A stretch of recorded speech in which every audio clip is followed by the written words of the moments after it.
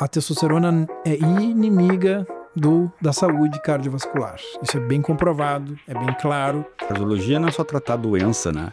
É também prevenir. Também a tecnologia vai estar ajudando muito, é completamente diferente hoje do que antes. Olá, eu sou o Dr. Sandro Marques, estamos no nosso podcast Acima da Curva, um lugar que a gente escuta verdades e sai pensando diferente. E aqui eu tenho a honra e o prazer de contar com o Dr. Marcos Anis Henriques, cardiologista. E muito obrigado, Marcos, por aceitar o convite e estar com a gente para conversarmos sobre saúde e a tua área, que é a cardiologia.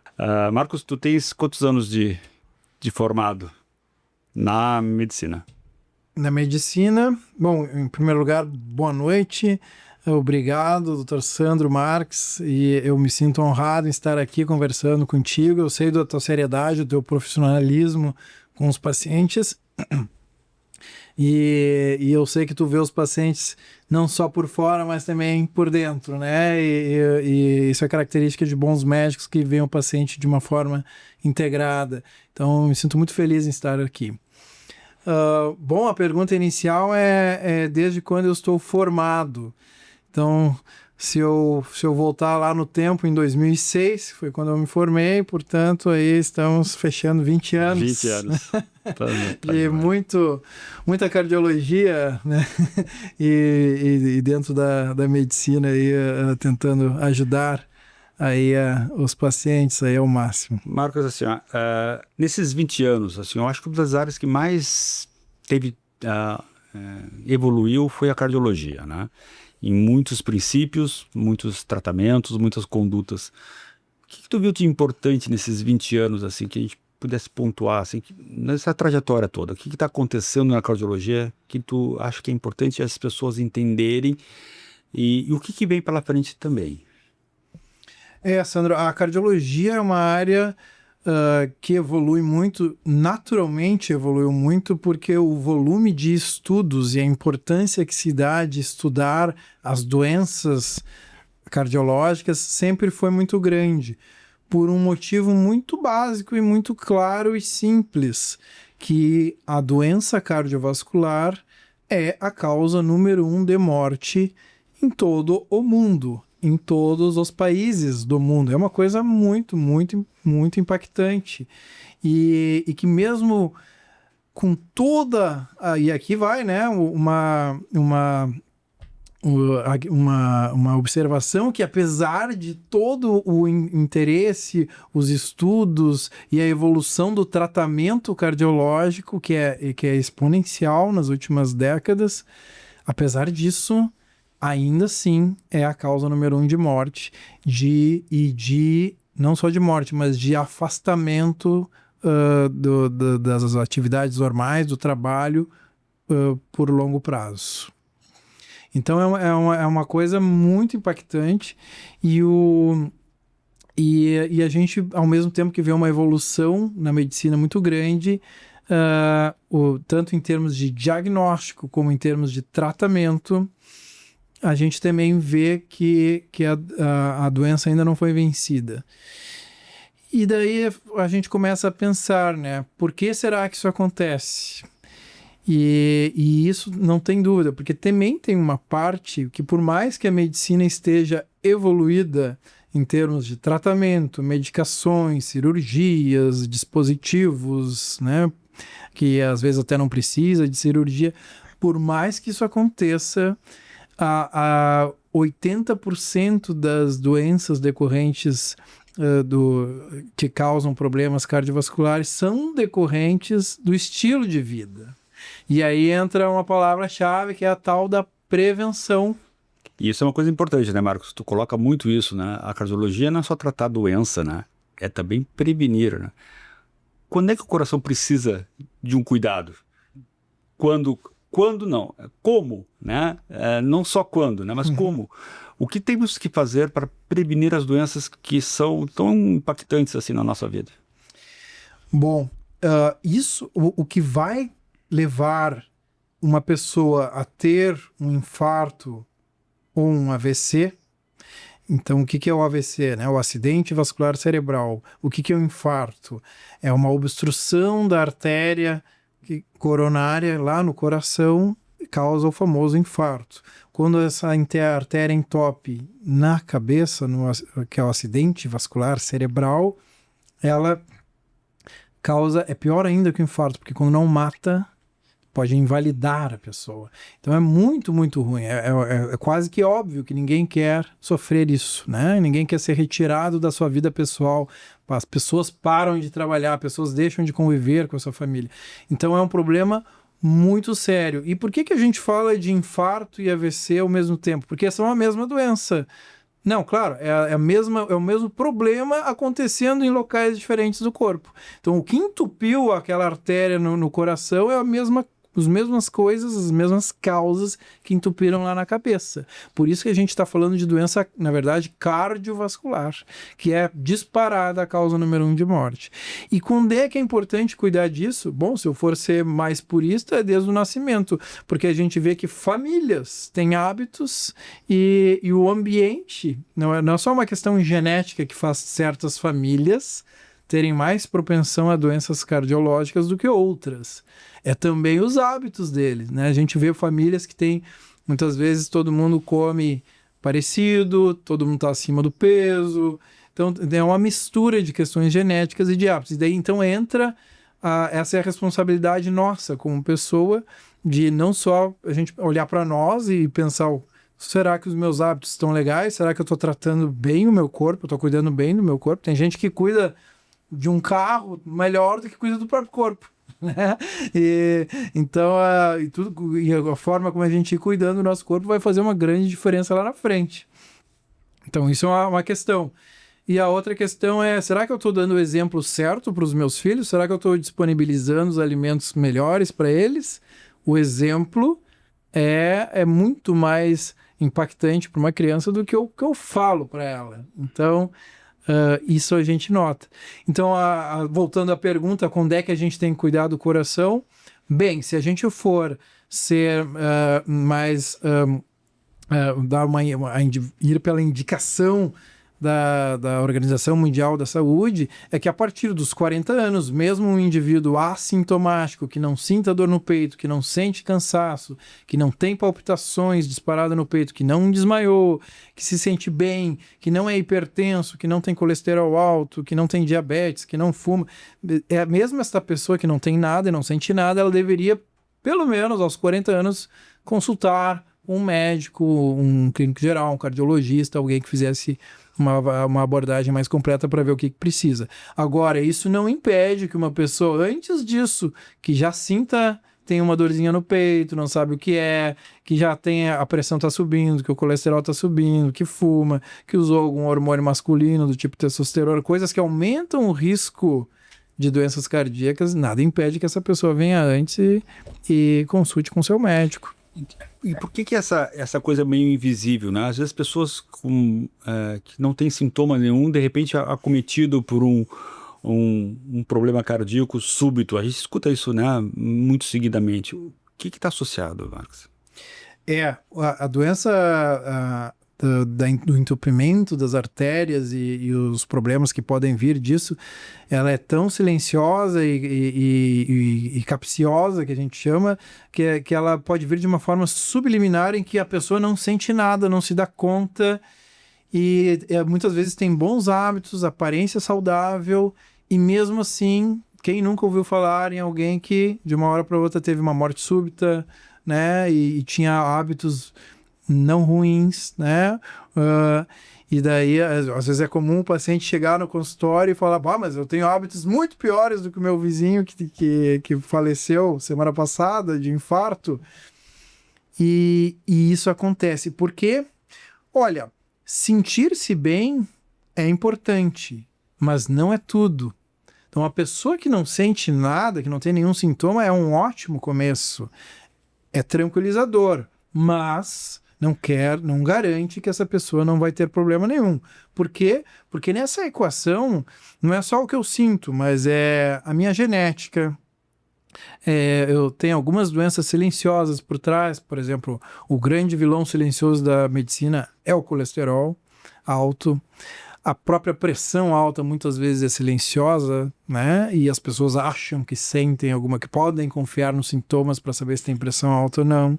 Tem algumas situações genéticas, e eu destaco aqui uma gordura especial no sangue, que ela é 5 vezes mais potente que o colesterol que a gente está acostumado a ouvir a formar uma placa de gordura, que se chama lipoproteína A. Atualmente, a recomendação das principais sociedades de cardiologia do mundo dizem que todo mundo deve dosar isso uma vez na vida. É um exame fácil de fazer no sangue e que 1 em cada 5 pessoas, ou seja, 20% da humanidade tem isso elevado e já nasceu com isso. Então, imagina que é uma gordura que está circulando no sangue da pessoa desde que ela nasceu.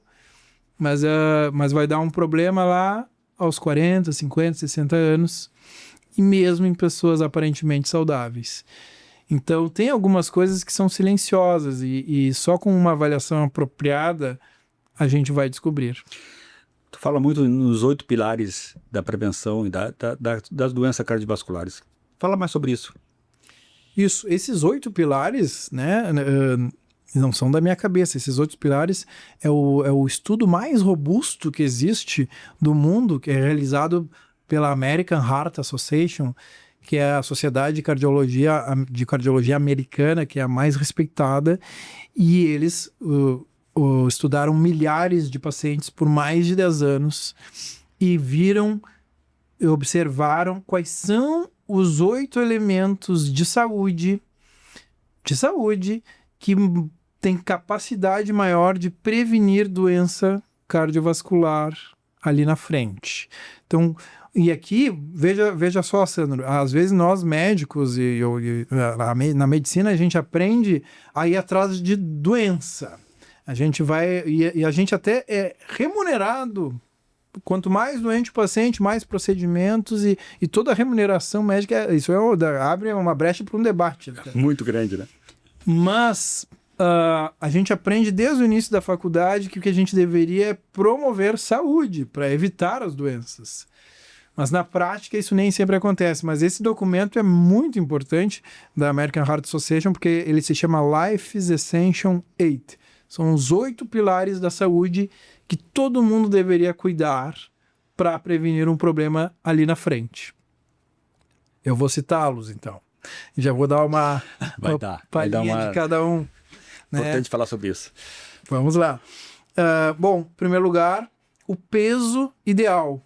E quando eu falo de peso, eu não estou falando só do peso em quilos, mas a constituição corporal da pessoa, né? O que é massa magra, o que é massa gorda, como se fala. Quanto mais massa magra, mais associado à saúde, desde que seja proveniente de uma forma natural, sem vias hormonais, por exemplo, exógenas, que não é do indivíduo. Quando a gente fala de massa gorda, quanto maior, pior. A gordura inflama. A gordura visceral é que está em volta das vísceras, que impregna o fígado, impregna o pâncreas, e vai causar um diabetes no futuro, vai causar uma lesão hepática, impregna nas artérias, impregna no coração.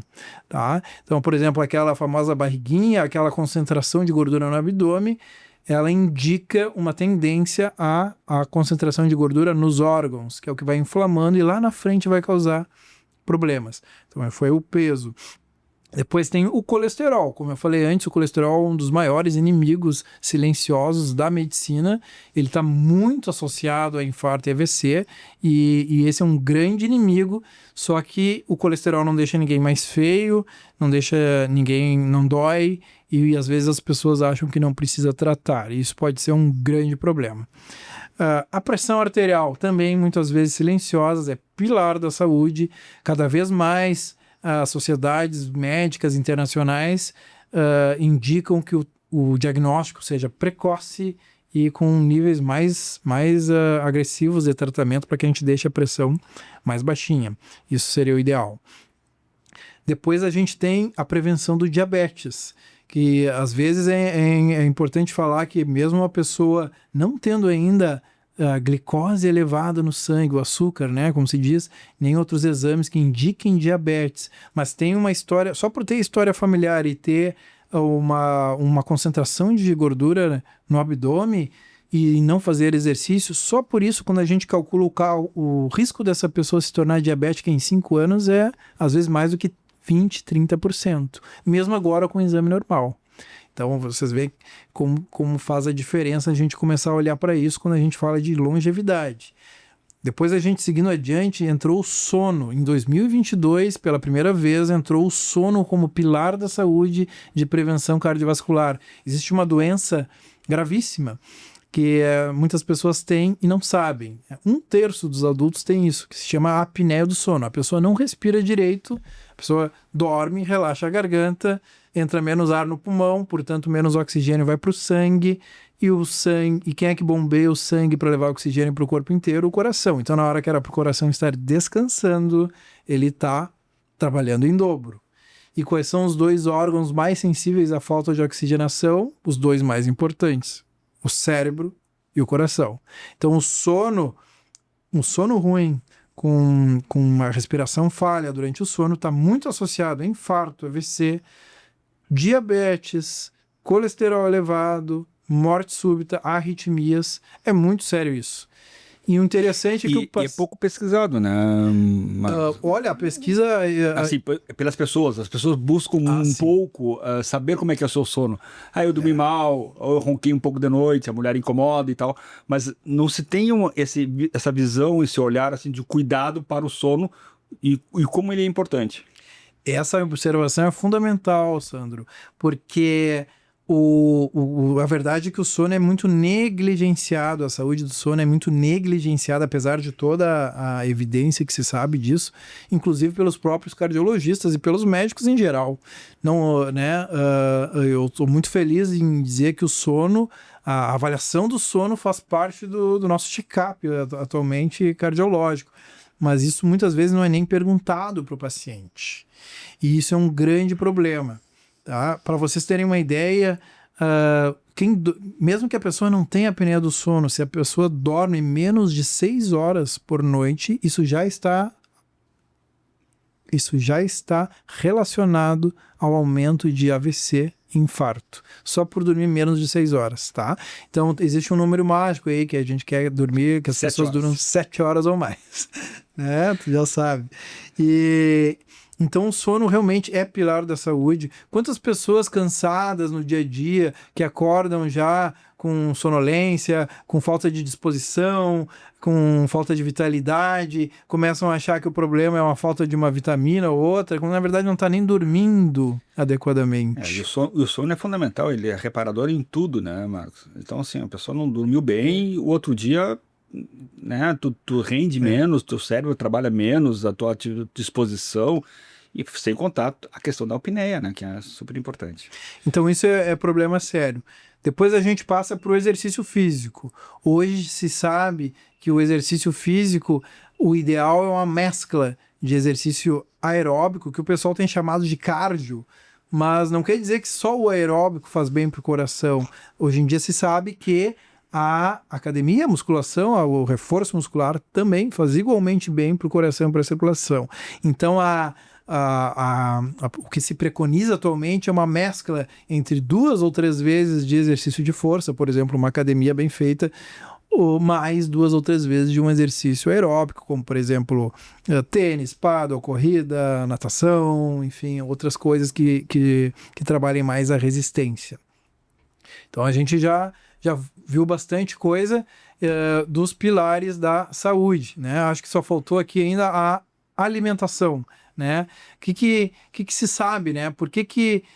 O que é importante de avaliar na alimentação? Se sabe que as pessoas mais longevas do mundo, quem chega até os 100 anos e chega com aquela aparência boa, além de serem magrinhos, correr para lá e para cá, ter boas conexões sociais, bom manejo do estresse, além de tudo isso, fazer atividade física. E essas pessoas comem todos os dias aquele tripé da alimentação, que é frutas, vegetais e alimentos integrais em boa quantidade e variedade. É o famoso prato colorido que se fala. E se a pessoa ainda por cima comer pouca carne vermelha, mais peixe, frango e ter o costume de ingerir bastante azeite de oliva e alimentos naturais, não processados, não industrializados, isso é o que se vê como uma característica geral das populações mais longevas, mesmo em países diferentes. Essa é a dieta mediterrânea. Ainda. Dieta mediterrânea, a famosa dieta que mais salva vidas, mais previne infarto e AVC, que com melhor comprovação é a dieta mediterrânea. Muito bem. E no teu ponto de vista, Marcos, por que é tão difícil as pessoas aderirem a esses 8 pilares, assim? O que nós estamos vivendo? Por que nós estamos tão doentes, assim, de modo geral? A gente fala não só do coração, mas nosso estilo de vida, nossos hábitos, eles estão nos adoecendo, né? Por que é tão difícil? A gente vê um paradoxo. Se por um lado, na atualidade, as pessoas têm acesso à informação, acesso a exames de prevenção, acesso a médicos com muito mais facilidade, hoje, por outro lado, a gente está falando de uma geração de controle remoto, em que tem muita gente acima do peso. No Brasil, 60% da população está acima do peso. Se a gente pegar as faixas etárias menores, essa proporção é maior. Então é aquela coisa da geração controle remoto. Se por um lado temos acesso a alimentos mais saudáveis, por outro lado é muito fácil comer e barato os alimentos que não fazem tão bem, como carboidratos simples, né? Açúcar refinado, e esses alimentos inclusive são mais viciantes, mais agradáveis aos olhos muitas vezes, e estão à disposição, né, com muito mais facilidade, e são mais rápidos de comer, a famosa fast food, né? Geralmente ela vai contra um alimento mais saudável. Então a gente tem um certo paradoxo. Por um lado, temos uma série de opções de atividade física, opções de alimentação e de informação e acesso à medicina e exames. Por outro lado, é convidativo que as pessoas fiquem nas telas, no controle remoto, peçam teleentrega, não saiam nem de casa, não façam tudo de carro, não se desloquem como antes. Pegando esse gancho, Marcos, eu acho que é uma coisa importante que a gente vê muito isso hoje em dia, são a questão hormonal, né? Tanto reposição hormonal em mulheres com testosterona, quanto o uso de testosterona e toda essa vasta informação, às vezes deturpada, sobre os benefícios e não aparecendo os malefícios. Queria que tu falasse um pouquinho sobre isso, Marcos. O que tu enxerga na tua prática ali? O que está fazendo diferença? O quanto é importante alertar as pessoas sobre isso? A gente está falando de um tema da atualidade. Que daria um outro podcast todo, né, Marcos? Sem dúvida. É um tema polêmico, polêmico no sentido de que ele está aí, as pessoas estão usando, né? Muitas vezes prescrito por não médicos e sim, prescrito por outros médicos, sim. Inclusive tem algumas especialidades que têm mais esse costume. Mas assim, falando do coração, o hormônio masculino exógeno, que não é produzido pelo próprio organismo da pessoa, a menos em situações de rara exceção, em que doenças que se chama hipogonadismo, em que realmente o organismo não produz, né? E precisa, mas isso é muito raro. A menos que isso aconteça, a testosterona é inimiga da saúde cardiovascular. Isso é bem comprovado, é bem claro. Não existe nenhuma sociedade cardiológica ou endocrinológica que recomende a reposição, o uso exógeno de testosterona. Às vezes as pessoas usam a palavra reposição, eu medi no sangue e estava um pouquinho abaixo do que eu gostaria, eu estava meio desanimado e aquela coisa, e daí recebe, né, até mesmo mulheres recebendo, e muitas vezes sem indicação. Então isso, e às vezes até essas pessoas sentem benefícios no dia a dia do ponto de vista do bem-estar e tal, e outros sintomas, mas é um preço caro a pagar, considerando que o risco de um colesterol subir, de a pressão subir, o risco de um infarto, de uma morte súbita, de uma arritmia, fica realmente muito maior, e isso pode custar a vida ou a independência da pessoa. Então, parece um preço muito caro a pagar. E volta de novo ao paradoxo, né, Marcos? As pessoas querem saúde, né? E vão, né? E exige até um resultado do corpo, mas tomam um caminho muito complicado, né? Assim, muito perigoso, digamos assim, né? Para a sua saúde realmente, né? Aqui existe uma questão, né? A gente associa corpos bonitos, musculosos, com uma massa magra grande, jovens, academia, a gente associa isso à saúde. Mas, quando essa massa magra provém do uso exógeno da testosterona, dessa testosterona que as pessoas injetam, ou usam de gel, ou usam no implante, num chip, quando as pessoas usam desta forma, esse corpo é emprestado, é temporário, né? Não significa saúde, pelo contrário, enfraquece o coração. A musculatura, apesar de estar maior, lá o coração é um músculo também, né? Relembrando. Sim. E eu vejo isso semanalmente no consultório, porque a gente faz um exame que é muito importante para a avaliação do coração, que se chama ecocardiografia. E nesse exame a gente mede a força do músculo cardíaco para bombear o sangue. E tem um recurso especial ali que é muito usado para avaliar que determinadas doenças começam enfraquecendo sutilmente o coração. E a gente observa isso. Tá? E a semana passada eu fiz um exame num jovem de 19 anos que está usando em níveis elevados testosterona, e a gente já notou uma fraqueza do coração e um início de dilatação do coração dele. Imagina, aos 19 anos. E o pior, muitas vezes, é irreversível. Então, a testosterona, com certeza, não é amiga do coração. Mesmo que... mas eu controlo, não existe dose segura. Né? Eu fico dosando meu exame de sangue, né? Esse é o alerta que a gente faz para as pessoas. Isso é uma cilada muitas vezes. E falando de tecnologia, né, Marcos? Como é que ele pode ajudar concretamente assim, na prevenção das doenças cardiovasculares? Sem dúvida, assim como o computador evoluiu, os aparelhos que a gente usa para fazer exames, eles são pequenos computadores ali, né, ou até maiores, né? Então a tecnologia evoluiu tanto quanto a do computador. Se a gente pegar, imagina um computador de 20 anos atrás, de 30 anos atrás, imagina a diferença que é hoje.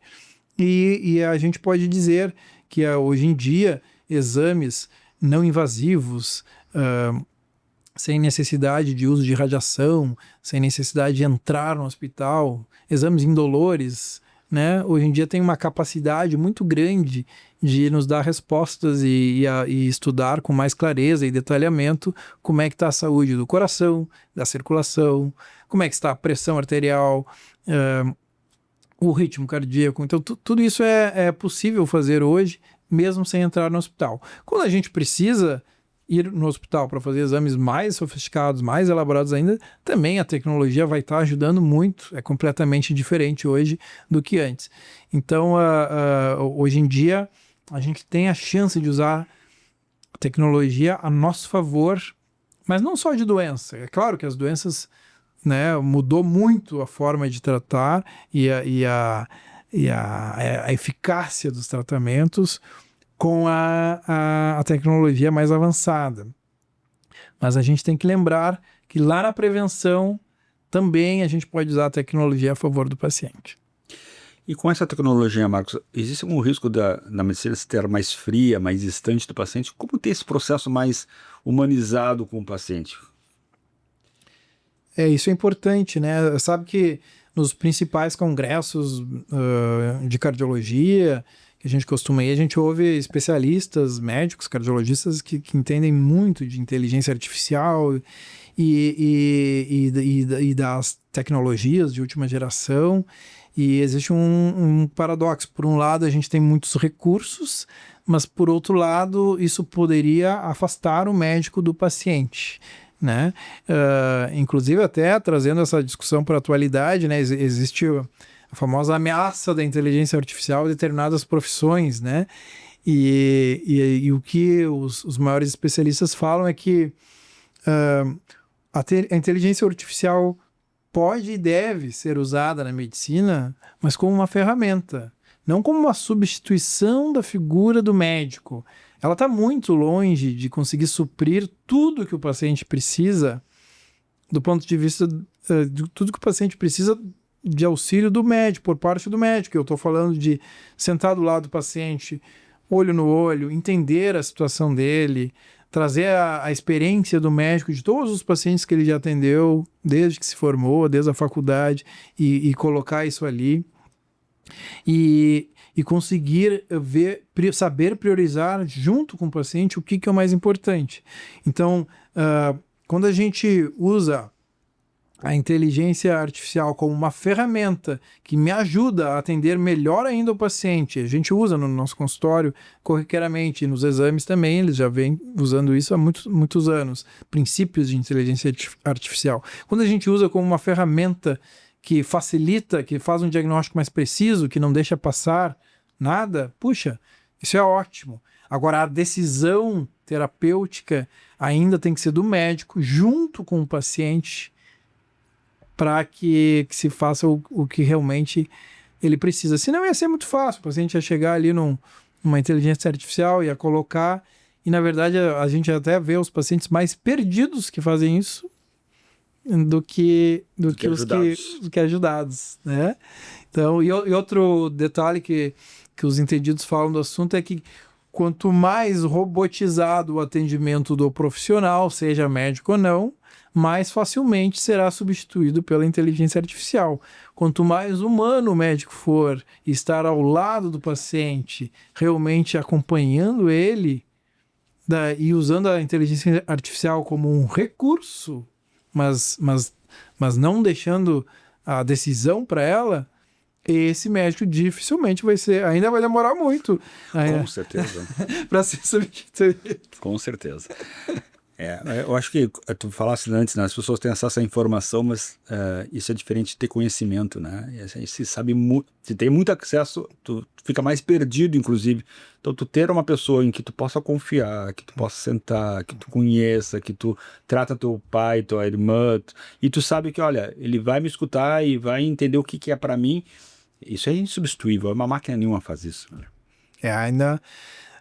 É um tema que está mudando a cada semana e a gente se surpreende com tudo que é inteligência artificial, mas ainda está muito longe de conseguir suprir aí essa demanda, né, do humanismo, da necessidade de ter alguém do lado do doente, né? A gente falou em viver mais, né, em longevidade, né, e as prevenções de doenças cardiovasculares podem nos fazer vivermos mais, né? Mas além de viver mais, tem a qualidade de vida, né? Uhum. Então, o que tu acha aqui? Qual é a diferença na prática em ter longevidade e ter qualidade de vida? A gente tem uma notícia muito boa sobre isso, né? Aqueles mesmos 8 pilares que a gente falou da longevidade, de prevenção de doença cardiovascular, eles também trazem muita qualidade de vida. Então, quando as mesmas coisas que eu faço para viver mais, eu também, se forem... Para viver bem. Se forem focadas em saúde, vão me fazer viver bem, né? Então, isso é bem importante. Quando uma pessoa tem um infarto, um AVC, ela podia estar muito bem no dia anterior, se sentindo muito bem. Mas a doença do entupimento das artérias começou 15, 20, 30 anos antes. Muitas vezes começa na adolescência. E só vai se manifestar naquele momento. Então é uma doença, o infarto agudo, o acidente vascular cerebral são doenças agudas de emergência, prioridade total de atendimento. Mas na verdade é uma doença crônica de 20, 30 anos que culminou com o infarto. Então o melhor momento para começar a cuidar do coração é desde a infância, né? Há 10 anos atrás, 20 anos atrás. O segundo melhor momento é agora. Porque tudo isso é mutável. Então, nossos órgãos têm uma reserva funcional, eles duram muito tempo. Eles podem ser castigados por muito tempo, né? Por maus hábitos. E mesmo assim existe um espaço espaço de manobra que a pessoa pode reverter. Isso é muito bonito. Tem chance, então, Tem né? chance. Tem chance de melhorar a nossa qualidade de vida e melhorar a nossa longevidade, independente da idade, né, Marcos? E mesmo quem já teve doenças graves, quem escapou de um infarto, quem escapou de um acidente vascular cerebral e saiu com pouca ou nenhuma sequela, mesmo essas pessoas vão se beneficiar muito de o que a gente chama daí de uma prevenção secundária, de não vir um novo evento. Marcos, para nós encerrarmos, assim, o que tu deixa de recado, né, para quem está nos assistindo, assim, o que é importante, o que tu acha que é importante na visão de um cardiologista? Bom, entender que mais de 80% das doenças cardiovasculares estão relacionadas ao nosso estilo de vida. Então, genética não é sentença. Mesmo que eu tenha um problema genético, por exemplo, o pai ou a mãe tiveram um AVC jovens, ou se eu tenho um colesterol muito elevado, puxa, a gente vê atletas com colesterol elevado e isso faz parte da vida. A gente vê essa lipoproteína A elevada e a pessoa, né, nasceu com isso, nem se sabia. Então, genética não é sentença. O maior, isso é bonito, porque a maior chance de eu manter a minha saúde em dia está na minha mão. É na minha alimentação, é no meu exercício, é no meu sono, é no meu manejo de estresse, é nas minhas conexões sociais. Enfim, é ter uma vida regrada e com um benefício próprio, né? O quanto melhor a gente cuidar do nosso corpo, ele agradece. Eu costumo falar o paralelo para os meus pacientes, que é o seguinte: é como se fosse um investimento. É muito mais inteligente e eficaz eu economizar um dinheiro menor, R$1.000 por mês por 30 anos, né, aplicando no juro certo e tal, vai fazer uma grande diferença lá na frente, do que eu, em 2 anos, querer economizar aí 10, 15 mil reais e o resultado vai ser muito menor. Então, pequenos hábitos que a gente vai incorporando no dia a dia, como comer melhor, né? E isso a gente pode ir fazendo gradativamente, semana a semana, dia a dia. Isso vai fazer uma grande diferença lá na frente para nossa saúde. E o oposto é verdadeiro. Se a pessoa deixa o colesterol um pouquinho elevado, mas não está sentindo nada, deixa a pressão um pouquinho acima do que era para estar e não foi no cardiologista ou no médico dela regular a medicação, deixa o diabetes começar a vir e não ir atrás porque não sente nada, isso vai fazer uma grande diferença lá na frente. Muito bem. Então é isso, né, Marcos? Eu acho que é importante a gente entender que a cardiologia não é só procurar o cardiologista quando está doente, né? Eu acho que essa questão toda de nós nos cuidarmos, de nós estarmos atentos, são tantas coisas que a gente precisa fazer, mas a gente tem que fazer a nossa parte também, né, Marcos? Essa é a chave. Essa é a chave. Muito obrigado pela tua presença, foi um grande prazer ter aqui com a gente e agradecer realmente essa oportunidade de esclarecer com tanta sabedoria aí pra gente. Eu que agradeço, foi uma honra estar aqui, é um assunto que eu gosto e estou sempre à disposição para falar sobre isso, porque realmente a gente vê a necessidade, os números mostram, né, a necessidade de cuidar da saúde. A cada 90 segundos uma pessoa morre por infarto no Brasil, né? Então a cada hora 75 pessoas morrem por infarto no Brasil, né? Então é muita gente e é uma coisa que tem que ser falada e eu estou à disposição. Esse é o meu propósito, é o que eu gosto de fazer e foi uma honra conversar com vocês. Muito obrigado. Obrigado mesmo.